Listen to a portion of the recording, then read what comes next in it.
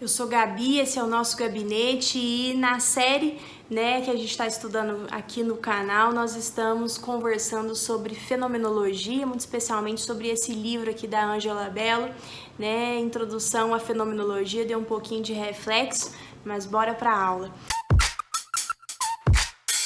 Antes da gente começar, quero te contar que entre o dia 23 de novembro e o dia 25 de novembro, deixa a inscrição, o link de inscrição aqui, o link de maiores informações, vai acontecer as inscrições para esse curso aqui.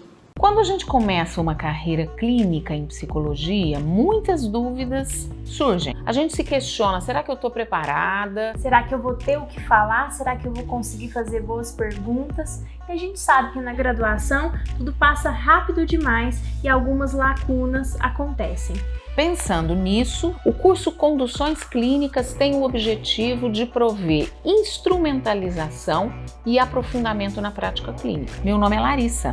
Eu sou Gabi, nós somos doutoras de formação, atuamos na prática clínica e juntas temos mais de 30 anos de experiência em psicologia. Então queremos te convidar para percorrer conosco esse caminho.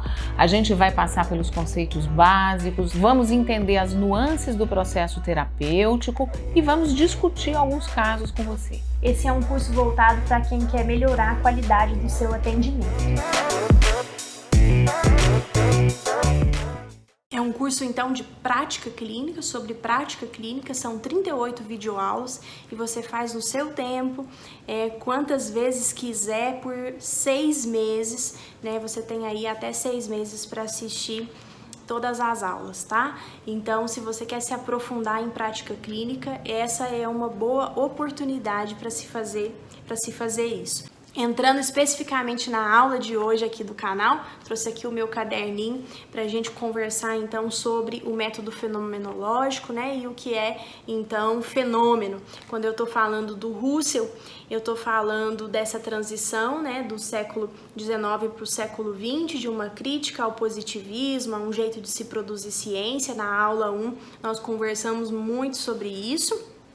Então, a fenomenologia ela vai representar uma sustentação de método para nós da psicologia e para a gente que trabalha aí especialmente na terceira força da psicologia, que é a perspectiva humanista, e aí a gente vai usar também alguns autores existencialistas, A gente já fez essa discussão aqui no canal, mas se você tem dúvida também deixo o link aqui para você de um vídeo importante que eu usei uma sombrinha para explicar que a haste da sombrinha representava o método e que aqui em cima da sombrinha a gente estava falando então desses dois movimentos, o movimento existencialista e o movimento humanista, cada um propõe uma coisa. Se você tem dúvida, assista esse vídeo, Então, quando eu estou falando aqui do método fenomenológico, a gente está falando de uma observação, de uma descrição rigorosa, de um jeito de se observar e também de um jeito de se descrever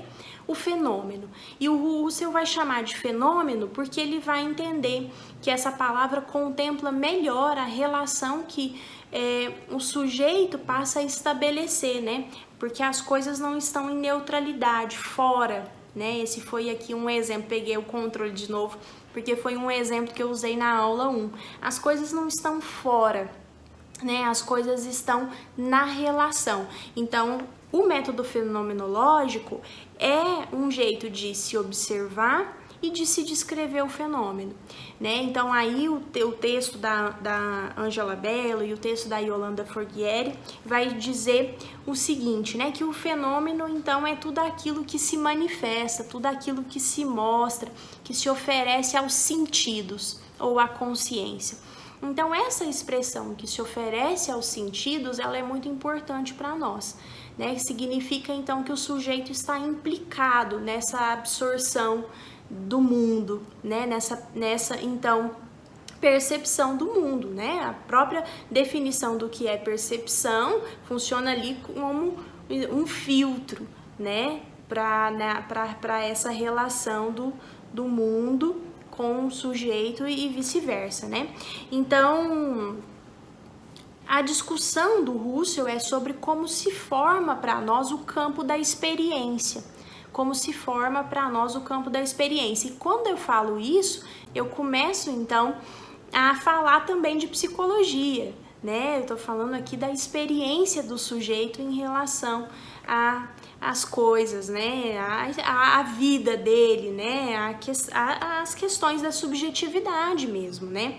Então, o sujeito, ele deve se orientar pelo fenômeno, né? E aí, de novo, ele usa a expressão fenômeno justamente porque a gente está falando de uma integração entre consciência e objeto, né? Unidos, então formam uma significação, né? Por isso que toda consciência é uma consciência porque é sempre intencional, voltada então para um objeto, né? Não existe uma consciência vazia, é sempre uma consciência voltada para esse objeto que aparece a essa consciência, e ali então a gente está falando de um processo de significação, de formação de um campo de experiência, né? O Merleau-Ponty, né, ele é um autor importante que a gente ouve falar, e aí o Merleau-Ponty ele vai dizer o seguinte, olha só que interessante, né? É como se o Husserl tivesse, então, fazendo uma proposta de reabilitação, aí agora complica, olha só, reabilitação ontológica do sensível. Reabilitação ontológica do sensível. O que significa isso? É voltar às coisas mesmas, né, das quais o sujeito tinha se afastado. E aí a pergunta de novo, o que significa voltar às coisas mesmas das quais o sujeito tinha se afastado? Significa que para compreender o sentido, nós devemos fazer uma série de operações. Então, aqui a gente chega nessa sinalização. Para compreender o sentido das coisas, a gente precisa fazer uma série de operações. E aí, por exemplo, quando eu estou conduzindo uma sessão em psicologia, a gente tem um jeito de perguntar, um jeito de fazer essa condução de perguntas, não é? Porque nem sempre a gente vai compreender tudo imediatamente, né? Então aqui, quando o Merleau-Ponty vai falar disso, né, da reabilitação ontológica do sensível, ele está falando então que precisamos fazer uma série de operações para a gente conseguir compreender algumas questões, algumas coisas, porque nem tudo é possível se compreender e se apreender de uma forma imediata, tá certo?